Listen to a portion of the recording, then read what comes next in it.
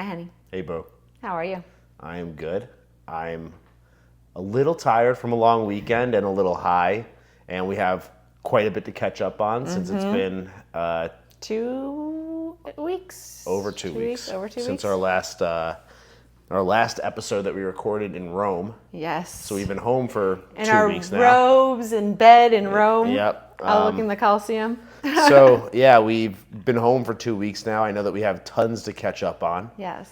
And yeah, lots of updates. I'm looking for, sure. for you to navigate this conversation because I know I have a lot to say, and you're the one who needs to make sure that I'm channeling all the things that I want to say appropriately. And I got you. I know. Don't you worry. Do. Good. Well, I guess being back. I just picked the scab on my arm, and now I'm God. Like, it's okay. It's fine. Well, how do you feel being back? Was it easy for you? I feel actually really great being back. Yeah. Obviously, whenever you come back from vacation, there's An always extended vacation. Especially an extended vacation. Yeah. There's always that post-vacation little funk that you can get into, or depression, or especially when the day you're leaving, and then you get home and there's jet lag, and you have to put I don't have to put all my luggage and laundry away, but somebody does. I was looking, weirdly enough, so we got home Saturday night. I woke up on Sunday morning being like, yes, I get to unpack, organize, and do all this laundry. Because you're a weirdo. But I couldn't wait to get it all clean and back in the closet in the drawers. Yeah, I'm very much looking forward to it. I couldn't wait for you to do that either. So there's always that little, I guess depression or whatever you want to call it, hangover. But it was pretty short-lived because we got back late on Saturday night, and that Sunday, we pretty much spent the whole day just getting our life in order. Yeah. And we did a really we did a workout. And we did a workout that day too. Yeah. I went for a run. Did all my PEDs, of course. And we did a really good job while we were there of sticking to at least something of a routine, getting our regular workouts in, doing a lot of my regular daily habits, including meditation and all my gratitude stuff. So that made it easier to kind of snap back into it for real when we got back. And I had so many cool things that I had lined up for me and stuff that I was pretty excited about, and changes and updates that it just I was looking forward to being back, and things have been a lot of fun lately. So Italy was unbelievable, and it was amazing, and it was again a trip that I was outrageously grateful for, but I'm outrageously grateful for my life, so I was happy to get back to my regular life. Yeah, that's what I kind of realized is people were like, oh man, how does it feel to be back? It must be so hard to be getting back to it and back to real life. And I was kind of by the third time someone said that to me, I was like, I really enjoy my life. Yeah. So there's no as if real life is bad. Yeah, exactly. I enjoy everything I do. I don't do anything that I don't enjoy. And the vacation was beautiful and wonderful. I'm happy I had that experience and grateful for it. But to come back to our life, I was happy to do it, of course. I think. Yeah. Let me say this, though. If this was 2 years ago, 3 years ago, and I was still in my regular 9-to-5 corporate job, and I was coming back from a vacation like that. And dealing with probably the emails and the bullshit and the Slack, and just knowing that what I was doing was not what I wanted to be doing, and that I was answering to other people, and I didn't really have a true personal purpose or goal that I was chasing, or at least not as clearly defined of a purpose or a goal. Things probably would be a little bit different, and they certainly were different. But now, because the way that I spend my day is so intentional, and all the things I'm doing are either to your point, things that I really enjoy, or it's clearly linked to a future goal and another accomplishment that I'll have in the future. I don't look at it as oh, this all sucks. It's all a good, positive thing. And again, because of a lot of the cool, fun wins and little things that have happened lately, I'm in a much better place than I was several months ago when I was working my ass off and it felt like things were dragging along. Now it's kind of there's some good traction here, the kind of traction that I've been waiting for. So Yeah, and we came back, and you started with one of your new clients. one of my new clients, who I've mentioned briefly in the last couple weeks. Again, I'll just refer to them as like a VIP. They're VIP clients. Yeah. Who then I've had like a blast working out with them. It was my first week training them, and it's been, we actually have done 2 weeks now at this point, and it's been great. That was something I was definitely looking forward to getting started. Would you say like did you have any like nerves like going into it? No, not No, really. because probably because you just know like I know what I'm doing. I know what I'm doing. Like Yeah. there's nothing. Yeah. Yeah, and And I was with you the first day, and it was like a ton of fun. Yeah, And yeah, it was just like it's been really like everybody's been enjoying themselves. I think throughout the process at this point. So yeah, no, that went really well, and that was again something that was like I was coming back and like pretty much launching right into that. So one certainly big, cool, fun thing to be looking forward to coming back from my trip. Not like a mundane 9-to-5 office job Yeah. for sure. Yeah. And ahead of time, like you prepared for it. You were like knew going into that 2-week vacation that starting then that Monday, Yeah. it was go time with them. And again, I had that Sunday to like prep to, not just for that, but just for like my week in general. So it Yeah. wasn't like I was coming back from vacation and then like hitting the ground running. It was like I was coming back from vacation. I had that buffer day to get all my like shit together. Yeah. And then attack the week. And like, Yeah, because that week was it was intense. a busy one. It was Yeah. a really busy one. Yeah. But like, again, all good stuff for the most part. We're going to get to Yeah, all of that. all of it. But it was definitely a really busy week. And I needed to be like pretty dialed in for it. There was Yeah. no way that I was going to be able to just like slog my way through it unless Yeah. I had a pretty clear plan. I think you said you pretty much time stamped like your day as Yeah. far as like what you're doing from like thing to thing to get it all done. When I And- do my PE, Yeah. when I do my PEDs, I have my calendar and I have my get to list. It used to be formerly my to do list, but more recently say that. I call it my get to list. And normally my calendar are like the locked in things that like I know I have to do at a specific time, and then my get to list I kind of organize in a way where like it is sort of chronological, but it rarely works out to be exactly chronological.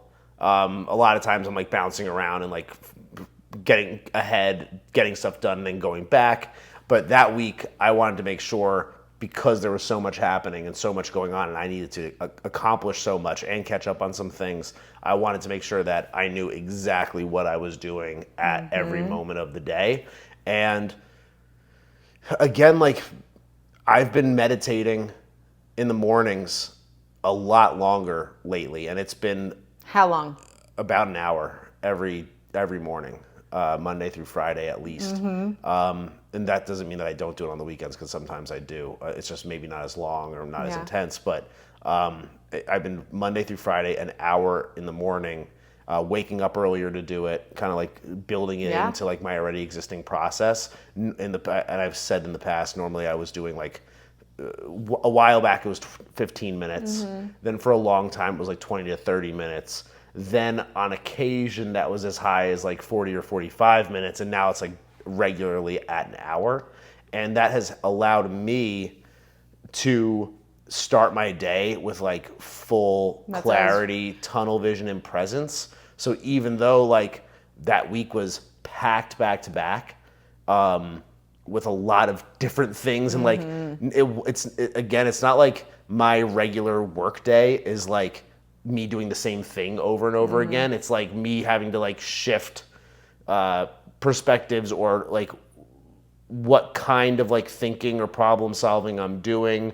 It might be like a meeting with like a social meeting mixed with a client something or other, mixed with a creative task, mixed with like my executive assistant. Also, like And I think that's dealing common with for most. fires that might come up that then have to be put out like randomly. Which we will talk about. Yeah. Because there's certainly a few. Do you think like being able to meditate that full hour, it has improved then your ability to get the task done? Is that what you're saying? Yeah, without a doubt. Is it because like that first how does it differ then versus like the 15 minutes? Yeah. I was going to explain that. So when you're meditating just for time, it's kind of like I guess you can kind of think about it as like running on a treadmill. If you're just running for time, well, like it kind of doesn't matter how like fast you're running, I guess. You're just sort of like waiting for the clock to hit zero and then you get to like move on to the next thing. And the same thing goes for meditation, where it's like if I'm just sitting there for 15 minutes, I could be doing it really intensely for 15 minutes or not, or like for a workout. My goal is just to like be at the gym for an hour, like an hour of gym for me is probably an hour very different from like most people's hour at the gym, because like my level of intensity and focus is higher than most people's. And that, like, again, that's not bragging, that's just like a fact. But you can also just say that even like for the amount of sets you're doing or the reps, it's like, well, I got to get to 15 reps for 4 sets. Exactly. Yeah. So it's like, okay, yeah, you can just move through the motion. And the way I've been doing my meditation lately is it's not a matter of how much time I'm spending. It's a matter of me getting like outrageously present with my breathing, and feeling my body, feeling my breath, feeling my heartbeat, having not like without forcing any of it, being aware of all of it at the same time as well as with the counting. And my goal is to get through 2 counts of 10, so basically like 20 counts of breath with absolutely like zero distraction or any other thought like popping into my mind. It sounds maybe like you can't know what this is like unless you meditate regularly and unless you've like attained it. But that might sound like, man, you must be a bad meditator or something because you can't just keep distraction out of your head for 20 counts. When I say like keep distraction out of my head, I don't mean like that I can count to 10 twice. I mean like I am in this like pocket of pure focus where I can feel it like through my body. I can feel it tingling in my hands. I'm like fully aware of like, with my eyes closed, like my body, while also sort of being in like this other realm with my eyes closed, where I can like literally feel like I am like myself and the entire universe like as one. And if I can maintain that for so like if I can maintain that for 20 beats without a single break in that, then I know that I'm good to go for the day.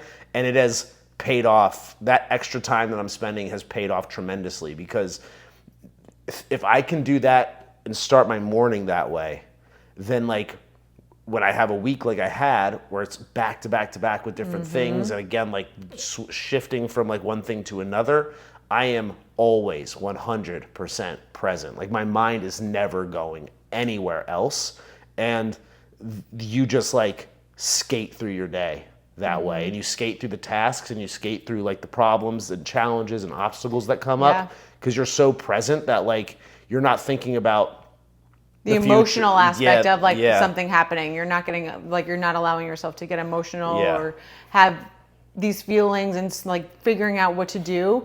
You just know like, this is what I have to do. This is the situation. This is what I need the result to be. And for me to like get to that place in the meditation, it takes like at least 50 minutes and upwards of like an hour and 10 minutes. And again, I'm not saying that like that means that like I'm good at it. Like there's probably people that can get there in 20 minutes if they're really good. And my goal is of course like to get to that point where I can get there like faster and faster and faster every day. But I also, which is also like common of me in the way that I view things, like my level of what I expect of myself for those 20 beats continues to increase. So like for a while it was like no other thought enters my mind. But now it's like, no, I need to like be able to like then it was like, okay, I have to be able to, there was just like different levels of it. And now like I'm so meta where it's like if I'm even thinking about the fact that I'm thinking about the number, or if I'm thinking about the fact that I'm getting to the end of the count, then it's like, that doesn't count, we're starting over. And I also won't just like cut it and start over. I have to finish the full beats every single time. So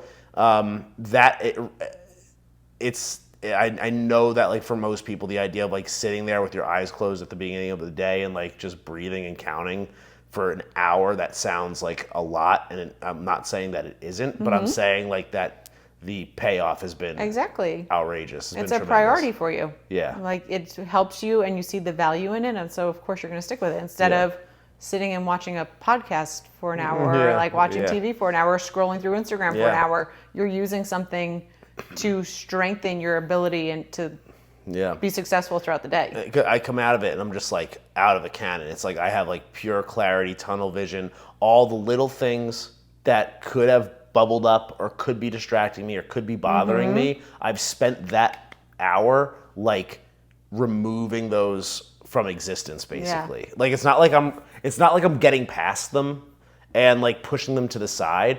I'm like, they're like evaporating from my conscious, which is like, that's the value in it. So I guess like to the audience out there, you're asking like, well, what exactly is happening? Like, why are you more focused after that time? Like, why is it important to see the entire universe and feel yourself as the universe? Those titties. I just realized I'm like holding it like this. If you're like understand like why is that happening? Like why is that so important? It's because every other negative, unhelpful, or maybe even like not negative, but like equally unhelpful. Like not all unhelpful thoughts are necessarily negative thoughts. A lot of times it's like you getting over your skis with things or like thinking too. I wouldn't say positively, but like too maybe unrealistically about something, for example. And like if you can just evaporate all of those and start your day with literally nothing but like what is in front of you right now with that level of presence, then and like what's actually happening, not like the story again, like you said, making up in your head. You told yourself, then like that is the value of it. So, so that's how I guess I attacked that first week. And again, that's not like uncommon to that week in particular, but I would say that the meditation did it was a demonstrable proof that the meditation is helpful because I'm coming back from vacation, coming back to my regular routine. I have a really busy week and things were like all over the place. And it was important that I like was nailing everything. And I feel like I did. For sure. Yeah. And you won an award that week. I did. Yes, you did, Mr. Emperor of the Pershing. Yes, I am your new emperor. I guess. First ever Pershing Awards at the Pershing. Yeah. Before we left, I guess you got an email or a text? Yeah. I got.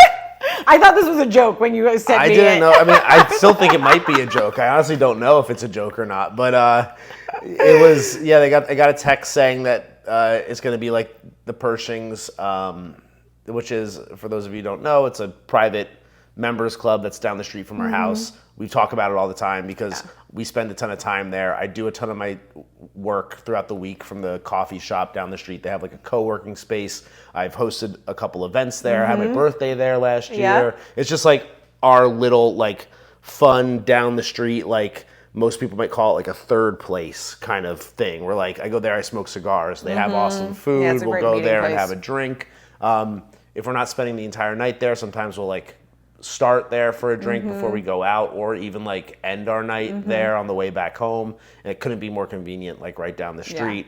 And they said that they were having like their annual town hall member summit thing, and that there was going to be voting. There was going to be updates on the space and on the membership and a few other things, and there was going to be awards, and that I was selected to win. Staff voted, right? A prestigious Pershing award, which was like staff voted awards. So of course I was honored, and of course I'm going to go and I'm going to be there. And again, I thought it was a joke. You sent me the text because it was like the Thursday we got back. It could be a joke. You were like, block the calendar, and I was like, what is the hell is a Pershing? So we went.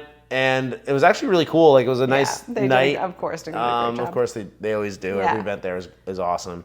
And they were handing out trophies to like 10 of the members, and so it was a trophy, and a tarot card that like represents like what your award is. And I got like the community leader award with like an emperor tarot card, which again, I don't know why I was selected for that. I'm not. Well, it's hard for me to like even brag about it because I don't really know exactly like what it means or why I got it. But I will say I'm like very, very grateful for it. And like, did you not remember what she said about you? I was blacked out. Okay. I was like, no, I'm only kidding. I obviously like. You're like, oh my God, they're about to call me. I know what you're no. As I'm saying how present I am. I'm like, I blacked out. I was so excited for my Pershing that I only got blacked out. to meditate 15 minutes that day. I didn't get my presents. I know that she said it was because it was like there was so much to it that like I couldn't put it all together. I think said how you're very intentional with everything you do. Every time like you came to meetings or had something like you called something with them, you're very intentional.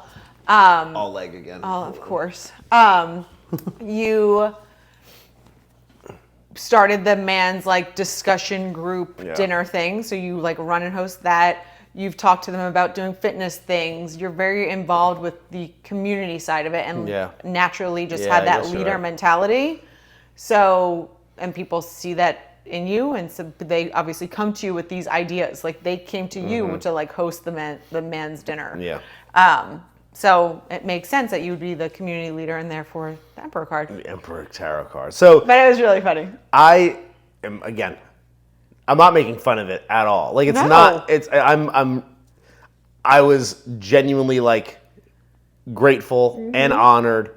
And if you had told me 5 years ago that I was going to be the Pershing Emperor of the Year or whatever it is, I'd be like, holy shit, that's so fucking cool. And it is cool. I just like, I guess like I didn't really grasp like what the award was or why I got it. But to be the first Emperor of the Pershings. Well, now you got to get that award again next year. Oh, man. You gotta hold up. I gotta repeat. Oh yes. No! Oh no! Now there's so much pressure on me. I want you to get a couple awards next year. Maybe that's why I'm uncomfortable about it because now there's so much pressure on me to actually hold up the Emperor. You better crown. Heavy is the head that wears the crown. And you better watch out. You got like an X on your back now. People are gonna come for you. I'm the top dog. When you're on top, everybody's trying to knock you off, and I'm very, very happy that I got that. That was like lots of fun. I did feel bad. Because I think this is maybe where we're going next, is that I got my award. Oh yes, yeah, perfect. And then basically the awards were over the presentation component of the event was over after that point, and then there was a little like they had social like party drinks thing and afterwards, and they wanted everybody to hang out, but we. Yeah, this was have a new project on our hands that we had to leave for like pretty much right away and take care of. Okay, just calm down. I know. So yeah, this was 9:30 on a Thursday night, and we have at this point horrific jet lag. Horrific is. I couldn't like get off the couch on Wednesday night. Yeah, I would say it was. I wouldn't say it was horrific. It was horrific for me. I was tired. Being in the office fucking 9 to 5, dealing with patients and like that shit. And then like coming home, going to the gym, doing all of our work, and then and our walks. And by 9 o'clock at night, I couldn't get off the couch to go upstairs to go to bed. Yeah. By like 3:30 in the afternoon, I was like, dude. Like, yeah. I feel I would like hit a wall. I'd be like, what time is it? It's 3:30. Yeah. What? Because at least you were like home in your space, not dealing with But then we would go on walks in the evening. Oh my God. And by like the back leg of our walk, I was like trudging because it would be like 4 o'clock in the morning for us technically. And we were like quiet on those walks. We were just normally talking and having these ideas, but those walks were which was another reason why I needed to be dialed in that week because I knew that I was going to have jet lag, but it did help me get up. It did help me get up earlier, so that was nice. So, but yes, we have a new project. So we have Holly's still in the is still listed, but during that time we decided to Airbnb Holly. Yeah. And so that was definitely frustrating for you in Italy. Because dealing with obviously trying to get the internet set up, the AC, there was like it's so fun. This is like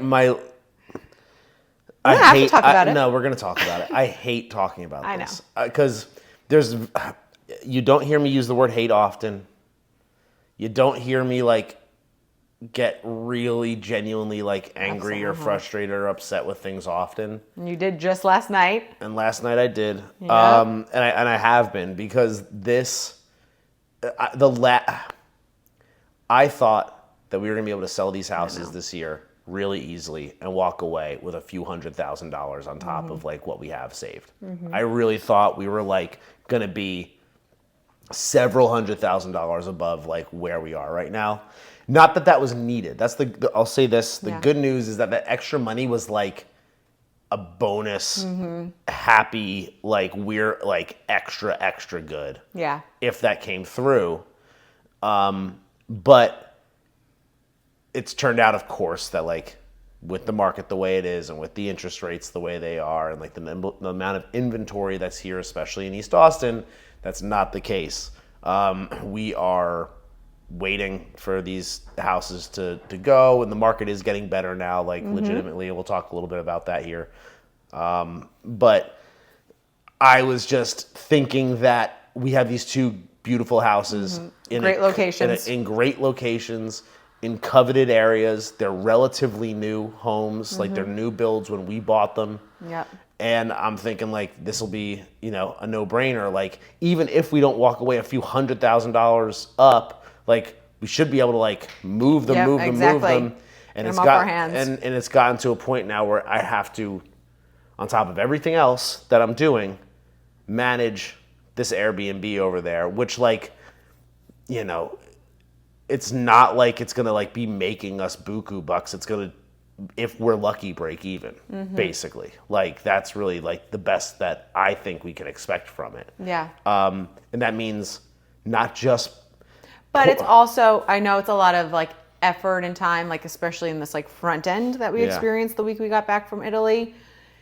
But at least that money that's going to come in when it is booked will help towards the mortgage. Because like right now, like for the past like 3 months, we sat on it with like it being empty and having a mortgage on it. Just paying a mortgage. I know. So it's going to offset the cost. Yeah. It will. Yeah. But like it's a headache right now. But like the reason why I wanted to get out of the houses and close up Titkit and like start to like, I said in one of the first episodes, like the goal is to prune our tree. Yeah. Like we have this big kind of overgrown tree right now, and it's like a little scraggly, and it's got like all these different directions, and there's not enough like focus and purpose behind it. We need to trim our limbs off a little bit so that we have like a nice healthy base, and now we can grow even stronger and better. And like that's what the houses are, and like getting rid of some of the other projects that I had. That's what that's doing, is it's eliminating areas where that energy is being wasted in. And by energy, I mean my time, I mean my effort, I mean my financial resources, etc. Even like it's just like little distractions. Yeah, it's all distractions of one type of energy or another. Yeah. And we now, rather than these things, the real estate situation, eliminating that as a chore and as an energy suck, now it's like, we'll talk about the realtor situation at this house, but now I'm spending more time, more energy, more emotion managing an Airbnb over there that has been nothing but a nightmare from the outset. Like it's been so frustrating. Yes. And I've had some help from you first and foremost. You've been great helping me with that. I have my executive assistant, the other Katelyn, with two ends, helping me. She helped me like with a lot of the furniture stuff and like getting that all figured out. I have Garrett, our other realtor, who's helping with Holly. He also is managing like as much as possible that Airbnb, and he's been a tremendous help as well. Sure. But I'm still the one who's the ringleader of all of those things and delegating. So like, again, like at least I have some level of leverage there, but like I needed to get, I don't even know if this is interesting, like for a podcast, but like, fuck it, this is what's going on. Like I needed to get the furniture over there, and I talked about my personal assistant building the furniture. and not Katelyn, the other personal assistant from previous episodes, and how like I literally like have had to block him from any kind of communication as a result. I haven't talked to him since. Then I got our other friend who actually did a great job building the furniture, but again, like there's one headache. Then the internet. And while he was there building the furniture, the AC wasn't working because we didn't have the internet connected. It was like or just because like the thermostat had like something. So like I got Google over there before we left for Italy. The guy shows up to the wrong address. They got the address wrong, which is why the router didn't show up in the first place, which is why I had to meet a technician there in the first place. So they had the wrong address. Turns out the place doesn't have Google Fiber and that they needed to install it. They said they were going to get back to me. I had to leave for Italy the next day. And they never got back to me. So now I'm in Italy, like, where's Google? Are they going to be able to get it? I had to, like, wait for... so that I decided to go with AT&T. It's just the most boring, mundane shit that I don't want to, like, go into detail in here. But it's just, like, every single step of the way. It's, like, everything that could be a problem was, all the way down to, like, the night before we were getting our first listing, we have to leave the Pershies to go and set up our TV and like just make sure that everything is like working effectively over there. Make sure the AC is working at this point, and like pretty much down to the wire. We're in the house. It looks great, furnished like minimally but really nice, and we're like, okay, we're good. But that even then, you're like, universe, like, what are you trying to teach me? You're like, you were like saying it out loud. And I was just like, I don't know at this, like, we'll see. Whatever the lesson has to be. I said, like, it feels like the universe is, I don't know if it doesn't want us to Airbnb this, but it's like certainly teaching us some sort of a lesson. And I don't know what that lesson is, but like, I'm trying to learn it. Like, I'm here to learn it. Like, just like, what is the lesson? Because I feel like I'm doing everything right with this, yet like, it's like I can't get it right no matter how right it feels. And again, this is like another branch off of that overgrown tree. That we thought we were getting rid of. So like it's not only the branch that I thought I was going to get rid of, now like that thing has grown another like unstable, it's like shitty limb out here. But that night when we were leaving the house, I was like, I'm like, it looks really great. Like I bet you now it's going to show really well when people come and look at it. Yeah, sure. So... anyway, we'll get back to that part. But then, so Friday night, it's our first guest is arriving. They don't get there till late. It's 9:00 at night. We've gotten through the tough week, we're like, okay, like, we're with good. All the stuff going We've on, got our all the first busyness. guest. And like we're finally sitting down for the first time since we got back from our trip. And we're having a meal. I was actually still doing work you were at still that doing point. work. It was like 9:30 on Friday night, and I was still like... You were writing our review for Liberato. I was writing our review for our tour guide in Italy. But I was still like getting things done at 9 o'clock on a Friday. I was about to eat. Again, 9 o'clock on a Friday, we like haven't eaten yet. And my phone starts blowing up. And it's the Airbnb guy. And pretty much he was upset, and rightfully so, that the photos that he had, or the photos that were on the site when he booked was obviously from the older Airbnb, not with the new furnishings. And he showed up saying this is completely different. What's going on? Let me also say that like I haven't mentioned, I don't think, much about our old tenant at Holly. Oh yeah, we haven't at all. That was a whole frustration in and of itself over the last several years. He was Airbnb-ing the place. We used his listing photos for the listing while we were getting it furnished so that we had like stuff up. Because it wasn't done until the day before. And like our plan was we were going to like make the house look similar. It wasn't going to be exactly the same, but it was going to be a similar like layout, which like I think we got most of the way there with it. And then of course like get new photos and change them out and make sure that it's more like consistent. But like even when we were setting up the Airbnb listing, Airbnb reached out to us saying, hey, this looks like an old listing that had like a ton of red flags on it. So like that guy clearly had like, I guess, negative reviews on the listing or whatever. And we were like being flagged because they thought that we were making an old listing that already got taken down. So like I had to like prove that I'm the owner of the house and that listing was somebody else's, and like that again. Was it like that big of a hassle? It took like a couple days to get it resolved, but still, it's just like it could have been an issue. Like it could have been one thing after the other. When I say everything that could have gone wrong has, like I mean literally every little stupid thing. Jump through every hoop possible. Yep.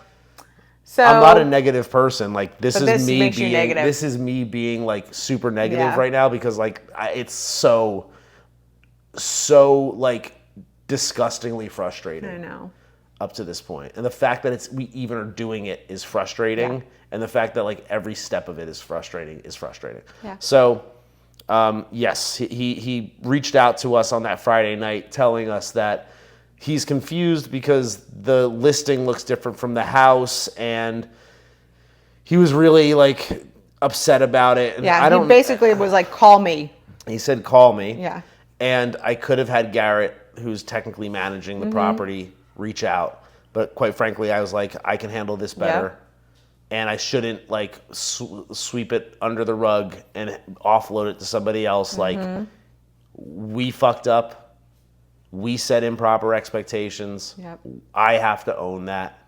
I'm not gonna like let somebody else handle it, and also like I know that I'm more capable of handling it than anybody else would be. So I called the guy directly. He seemed pretty upset. He didn't even seem like upset. He seemed like, I guess I wouldn't say like, he didn't seem angry. No. He seemed upset and confused, and like maybe like he thought he was being scammed or something like that, which I understand. Because he's like the expectation. He's like, I showed up and like it's completely different from like the photos there, and so he's. So I just kind of let him talk, and immediately I was just like, yeah, dude, like I get it. You're right, 100%. Like you had an expectation coming in, we didn't meet that. I'm gonna refund you.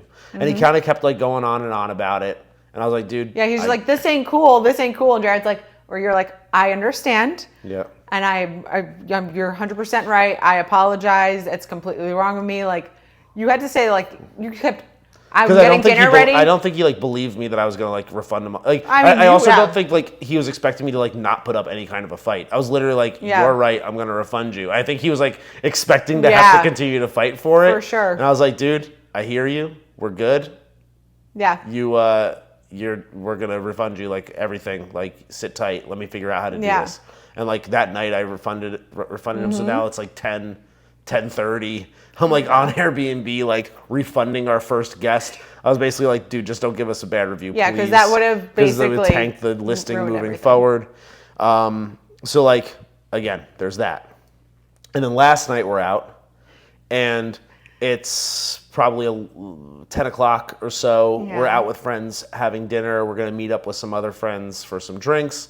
And we get like an Airbnb post or a message saying that the toilet's running in the master bathroom, that it hasn't been flushing, or they were able to flush it and then it wasn't flushing, and then they were able to flush it again, and that they want it fixed. So I'm like, okay, we'll have somebody come out tomorrow and take care of that. And then they're like, what time? We're going to plan our day around it. And it's like, why are you planning your day around the guy coming to fix the toilet? And like, I let it get to me more than I should. I was like, let's say like I wasn't being like a pain in the ass all night. Like I was like being a little bit of a bitch for like 30 seconds while I was replying to that message, because it's just like so annoying that it's come to the point that on a Saturday night, like that is what I'm dealing with. Like I would rather just offload the house, and that's why it's so funny. Because that we had someone come, someone came through. So the house is all fixed up and there's furniture. Someone comes in on Wednesday. By Thursday, we have a cash offer with like a 7-day close, understanding that like, and they want the furniture. That was like, I was like, what the fuck? I'm like, I was getting this already. And I was like, okay, maybe that's what the universe was trying to tell us, to not Airbnb it, just to fucking stage it so it doesn't look like an empty house. Maybe. But the guy does Airbnbs. He has one on the block over from that house.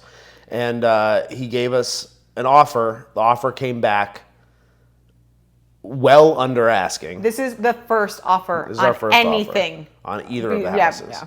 in 5 months. And it came back well under asking. And I would say like our asking is pretty much in line with market. Our asking might be like less than market. Yeah. So this is like a really low ball offer. And also like there's certain financials that go into like the decision making process.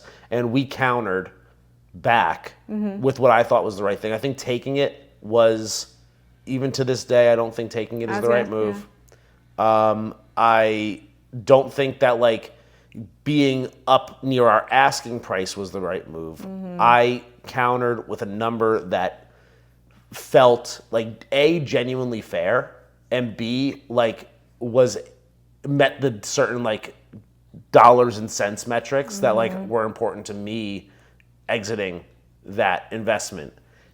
And he basically, like Friday night, we found out that he rescinded his last offer and he's not gonna accept our counter offer. And like that, how would you say you felt about it? Because like I know we both were like, no, it's fine, it's good, but I had like, I don't know. I had a feeling that you kind of were like in your head a little bit. I wasn't. I honestly really wasn't. Yeah. Because when I made the decision to counter, I like knew I wouldn't have made the decision to counter unless I was comfortable with getting a no. Okay. That's like, so like when I made that decision, I was like, I'm either going to accept this and be unhappy with the dollar and cents component, or I'm going to counter and I'm willing to accept the no. Yeah. And like, I believe that what I did was the right thing. So am I upset that he didn't offer it? Like obviously or accept it. Yeah. Of course I wish he did, and like that would have been great, and I'd be thrilled. I mean, I am happy right now, and that's why I can say like I'm not upset about it, because like it actually like really hasn't even crossed my mind that much the last 3 days. It's Sunday now. We got the message on Friday that they're not gonna accept our counter offer and that they pulled their previous offer, and I was like, okay, like I think I've probably thought about it like a couple times since, and it's basically because like we've told people like that's what happened. That's really the only times I've even thought about it. So, and that's something I've personally like gotten a lot better about, is like not overthinking things and not like overthinking decisions and what could have been or what couldn't have been, because it's like it's wasted energy. It's like we have no control over that. Like we did like what we thought was the right thing by saying like what a number that's very fair for us and extremely fair for him. It's still extremely fair. And that's the thing, is like I also looked at it that the counter was not so far off of his offer, but far enough from ours where it's like he's still getting the advantage in the deal. And if he isn't willing to accept that, then it means that his initial offer was not in good faith, is the way I looked at it. Okay, yeah. Where I'm like, if he's not willing to bridge that delta, then like his initial offer was like, he was just trying to like basically get like a steal of for the deal. sure, and just see how desperate we were. Yeah, I think that's what like one of our friends said last night about it. And I'm like, do I want to get rid of these houses? Yes. Would I say I'm desperate? No. Like, I'll say this: the Airbnb is certainly like starting to get on my nerves enough where like, but it just doesn't make sense. It wouldn't have made sense. But we might have someone who's offered to like really help us with it, and like we'll see where that goes. I'm not getting into all of that right I know. But just potentially. Let's continue. I'm just going to say the Airbnb thing is to be continued. Right now, it like, again, so many other things are going so well in every other part of my life. That thing is frustrating. Even the real estate stuff is, while it's not ideal, and I wish that like the houses were moving, or like one of them would move, or we would just get more traction and more offers on them. At least with the exception of like the little bit that we're going to talk about right now, it's not occupying much in my mind. a few months ago, it was occupying it more because Yeah. it was still kind of like fresh and we were still figuring out what we're doing.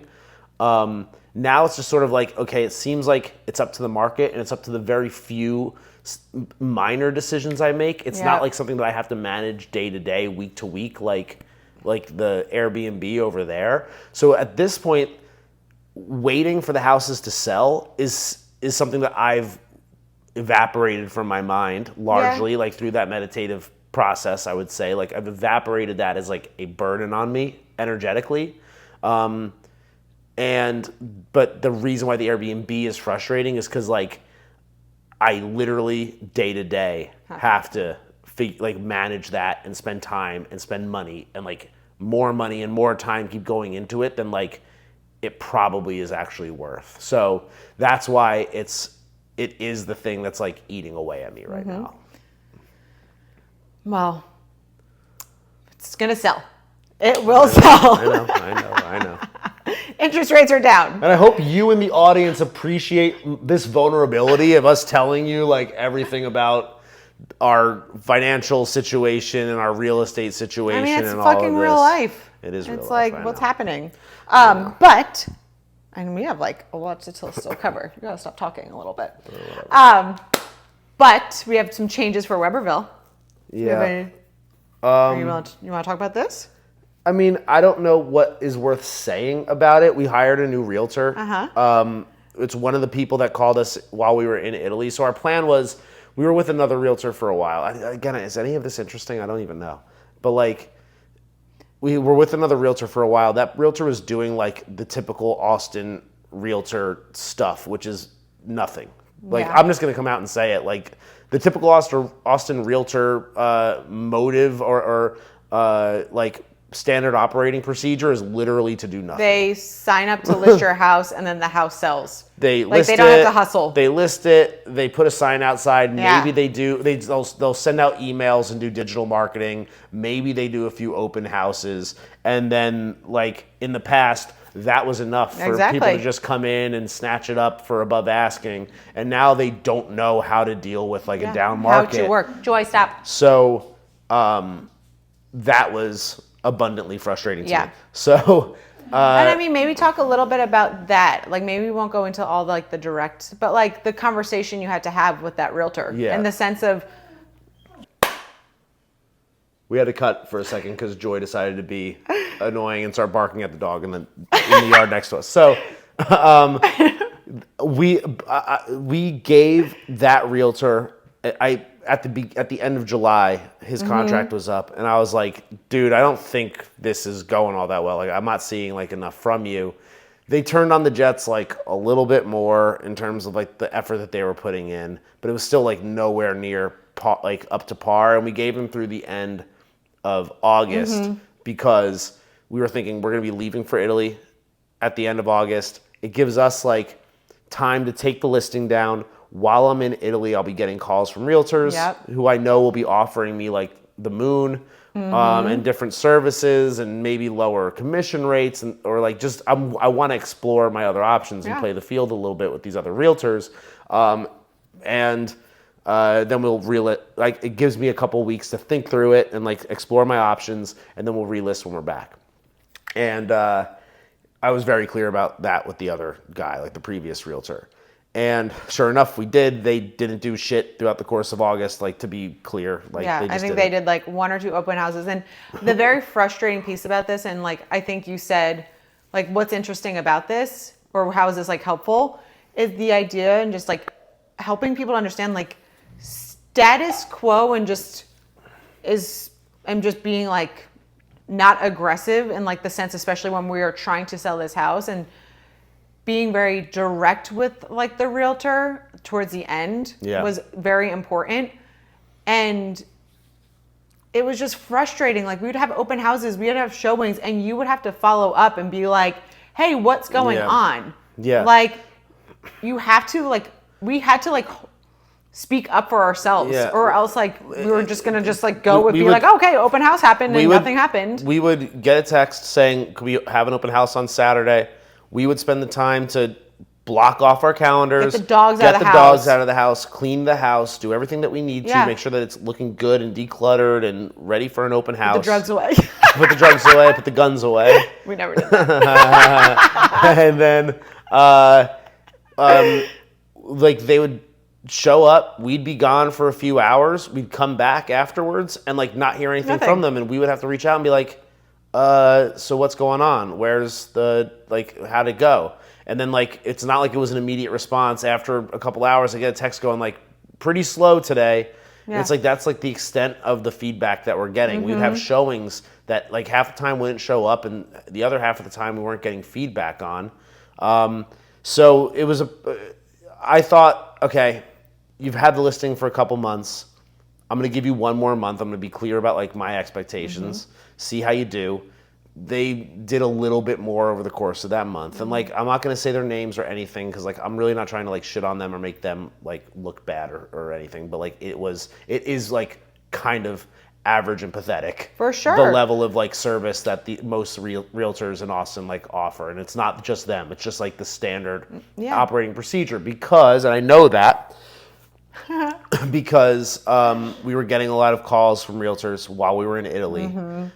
Most of them are terrible. In fact, all of them are terrible. I will say that. Even the guy that we ended up hiring. I had to step out of the room for the phone calls when they would come in. Because they were like, a lot of them were like cold calling. A lot of them, their scripts were terrible, or like the level of like salesmanship on those calls was terrible. I had a few people who were referred to me from friends in my network who I met with, and so many of those people were just doing the same. It was more of the same as in terms of like what they were saying was going to help things. Like one guy, no joke, was like, I'm just going to walk around and we're going to see like what we can fix around the house that'll make it, more ready to show. And it's like, dude, like we need showings first. Like I don't think that like fixing little details around the house is the problem. Like we have a top of funnel issue here. Like we need to get people in the house in the first place. And he's wandering around the house and he's like, you could probably pull a couple pillows off that couch. I'm like, okay. And then he like walks into our bedroom and he pushes the dresser like a couple inches out of the way. And he's like, yeah, I think that did it. Like dead serious. Like, yep, that did it. And I was like, you got it, dude. You cracked the case. Okay, now if we list, the house is gonna sell. Like, are we sure about that? We're gonna get asking. Just shit like that, or I'm just like, these people don't know what they're doing. These people literally have no idea what salesmanship is or what sells homes or anything. They know how to make a house look appealing in a boom market so that you get the best price for it. They have no idea how to get people, how to drive top of line funnel and leads to a home. It's like that's where the gap is. And all of them were starting off conversations with, well, the market's really this right now. The interest rates are this. Oh, you live on a busy street. Like they were pretty much like stacking the cards like for them. So like if the house doesn't sell, it's like, well, I told you like the street you're on. And it's like, no, like that's not what this is. That was one of the issues with the previous realtor too, was like the issue was always like external. Well, there's this issue or that issue or these agents can be a problem. And it's like, dude, I don't care what the problems are. I care about the solutions to them. Like, what are your solutions for those problems? So when we were in Rome, probably like not too long before our last podcast, actually. It was probably the day before, right? I think it was the day before. Probably. But then I think I actually spoke to him the day of, maybe. But anyway, we got a cold call from like this agency. And of course, he like one of the first things the guy says is, "Don't hang up on me." I'm like, I hate that kind of like scripty. First off, that's like a terrible thing to say because like you immediately lose like all credibility, in my opinion. You're putting yourself like in a lower position. You're not maintaining frame. You're not giving me anything of value. I think I said this all on the last podcast. And then he also says like my boss sold a house in your zip code in the last couple months, and we want to talk about blah blah blah blah blah. I'm like, okay, what house? Yeah. He's like, I don't have that in front of me. I'm like, you can't tell me what you're saying. He sold a house in my zip code in the last couple months. You can't tell me what house. And I was basically like, dude, like your script sucks. I had to call him back afterwards because actually I said this. I was like, "This is terrible. Like this call is terrible. This is a terrible sales call. Like this is like you're not doing a good job." Is basically what I said. But I called him back to say, "Oh, Ooh, we'll just keep it." yeah. Our lights just dimmed on their automatic timer. I called him back to say, "Listen, dude, I'm sorry. You don't suck. Your script sucks. You actually like did a really good job and like kind of like kept your cool while I was being a little bit of a prick." But I'm like testing these people because I want to see like how convicted they are in like their salesmanship. Absolutely. And again, I also want to see salesmanship. I want to see proactive. I want to see they can hold their own. Yep. I want to see that they can like they're hungry for it. Yeah, I want to see them hungry and like handling objections and shit. So I was like, you know what? I'll talk to your guy. I'll talk to your realtor, but like I want to talk to him. I don't want to talk to you. I want to like get answers to my questions. And sure enough, he called us the next day. Yeah. I had, I would say, like an abrasive, direct conversation with him. Yeah. About like some of the things I didn't like about the phone call the previous day. Yeah, you're as like, well did you as, write that script? Yeah. I was like, I'm gonna go shower. As well as like what my expectations were. And the dude like held his own. For sure. He answered a lot of my questions quite well. He was really professional. We met with him that first week that we got back here, right here in the house. He really like impressed me with his level of like, first off, not blaming anything on the market, not saying like you're in a really bad or just like the market's in a bad place right now, so you're behind the eight ball. And as far as it was all like, here's what we can do, here's what I do differently, here's the solutions that I have. It was all like solutions positive oriented. For sure. And he convinced me that like he's going to take a little bit of a more aggressive sales approach to top of line funnel and top of line interest than like other guys would. And like it was because I was like testing these people. Yeah. I wasn't taking them up on the fact that the other guy had 11 years or he had like 7 years of experience. The other guy had like 11 years of experience. In a great Austin market. And another person So had like 20 years of experience. It's like, so like you don't like you're working based on like the way things have been, and you don't understand like how to sell something as the market stands right now. And this guy at least had a different take, a different approach, and even if it doesn't work, it's certainly going to be better than the alternative strategy, which is like the wait and see and post a sign on your front porch. Yeah, and like you said, he had solutions for things. He has processes for things, for say a showing or for an open house, and follow up, and everything was in. Like he has a thought out process for everything, and I was like, yes, this is good. Yeah, and so far he's like delivered on it, and he's been quite. I would say like him and his team have all been really on top of shit. So we'll see what happens with that. Yeah. I don't know if any of this is like interesting. This is like so boring, I think. But like, we have to recap people. We have to recap on what's happening because like I guess what we can say is that the other realtor called me after I had already signed up with this guy, and he's like, "Hey, Jarred, can we talk?" And I was like, "Sure." And then he gets back on. He's like telling me about like why this time is going to be different if I sign back up with him. And he's also again like blaming the market and blaming this and blaming that, and he blames Redfin realtors are a little bit flaky, so you can't really know if they're going to show up to your listing, and all this stuff. And excuses. And I kept like in the call, I was like, "Listen, dude, do you want like real feedback here? Like, do you really want to hear like what you could have done better? Because like I'll give you that. Like that's kind of what I do for a living. Is like tell people what they're doing wrong and then like make sure that they can like fix those things. Because basically, like I told him, like you wouldn't follow up after open houses. You weren't following up after showings. You weren't confirming that people were going to show up or like doing any kind of like pre-screening ahead of time to get them buy-in to the house so that like they're more likely to show up. This guy, the new guy, is saying that he asks every showing to promise that they will do a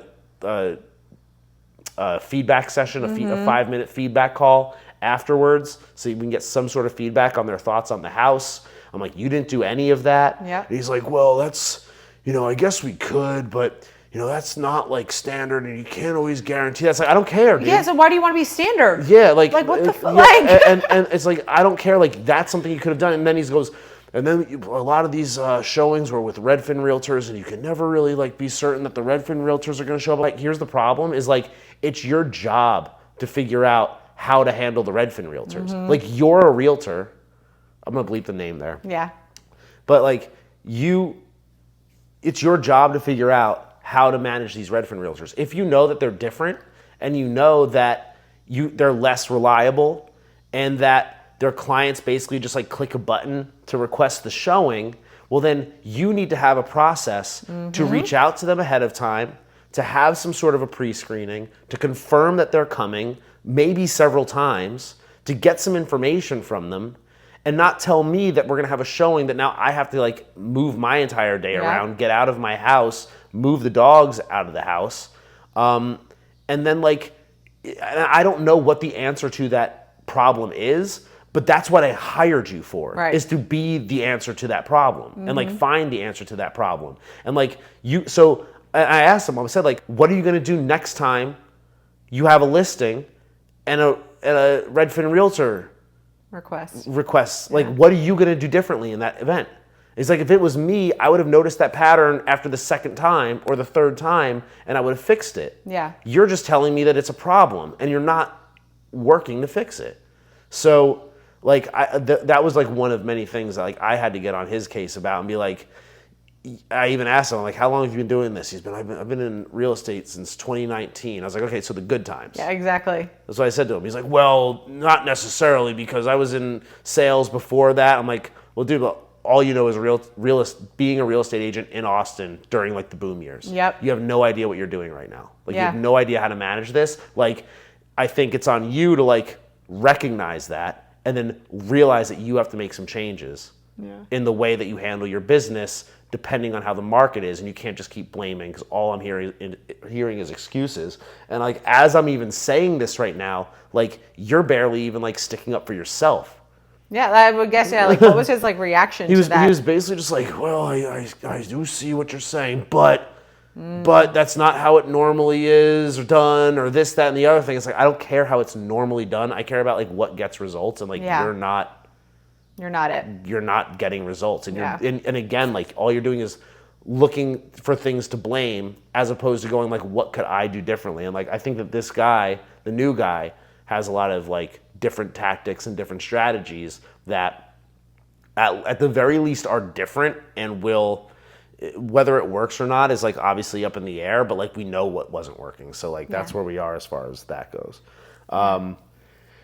We're over time, and I feel like this episode was a little bit boring, but I don't know. And we have like a few more things that I could talk about, but I feel like maybe we just save them for we can next save them. week. Because who knows? Maybe there'll be update on it. I wanted to talk about some like consult stuff, Yeah, and like the and like things that just I've more been like doing. direct conversations. And Yeah. I was just gonna say with that realtor one, like, I wonder if you're still in his head. I'm sure I am. Like, you are probably with like the couple other people that you've had also like very direct, honest conversations. I've had with. a lot of very crucial, like, honest conversations with people lately, and like my goal is like, either I get what I want from you, or like I am in your head for the next however many days. Like, I want you to be thinking about the things that I told you, because if you are, then you're having an emotional reaction to it, and like maybe that will get you to change something. Yeah. And I do think that I was probably in his head for a couple days at least. I know you have to. I have to bleep that name a again. couple times. You said it a couple times. I have to. I do hope that I was in his head, because like, I do hope that. I even said on the call, I'm like, I'm not saying this to be a dickhead to you. I'm not saying this to like be Mr. Cool Guy, or to like be like act like I'm smarter than you. Mm-hmm. It's literally because like clearly what you didn't work.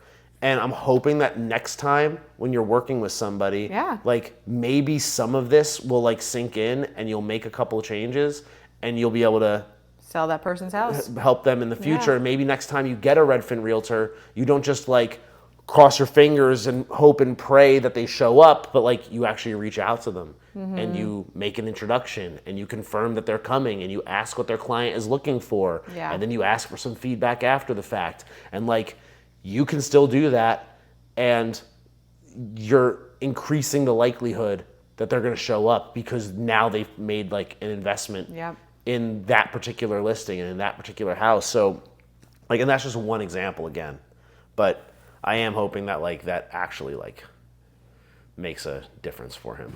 Yeah. And if not, then he just wants to be average and pathetic. And that's the case, as most people genuinely do. And that is what we'll be talking about, I think, at least to some extent in the next episode, is like people want a lot of things. People say they're committed to a lot of things. People like really expect things to just like happen for them and like good things to work out, and they're not willing to actually truly prioritize, truly make a plan, and truly execute the way that they should. And like my job recently in a lot of my consultation calls with potential clients and prospects is basically like telling them like, you're telling me you have a priority, yet you're also telling me that you have like 8 other priorities. You also haven't made a plan for any of those priorities, and you haven't taken action on a single thing. So you are going to find yourself in a repeated pattern of behavior in the same situations over and over again. That's why you need to prioritize effectively. You need to come up with a plan. You need to execute on it. Just like I think a lot of these realtors do. I'm not a fan of this episode, but we're going to put it out anyway because we don't have a choice. Oh, all right, honey. Well, I'm sorry you didn't enjoy this. Yeah, this one sucked. We did also talk a lot of real estate, and that is just not what you're feeling. Yeah. No, so I'm just like, it's not a fun topic for No. me. Yeah. But it is what my life right now it is like making up a big piece. part of my life right now. But I want to say that we're talking a lot about that because that's like where a lot of like the challenges stand right now. There's a lot of really awesome, good, big, great things that are happening in our life. So I don't want to make it seem like all of our life is just like this shitty stuff. That's just like the thing that we have to like be. A lot of this show is about the challenges that we face and obstacles that we have to overcome, and like the mindset that we have to get through them. So I'm sharing like the challenges. We have a lot of really good stuff.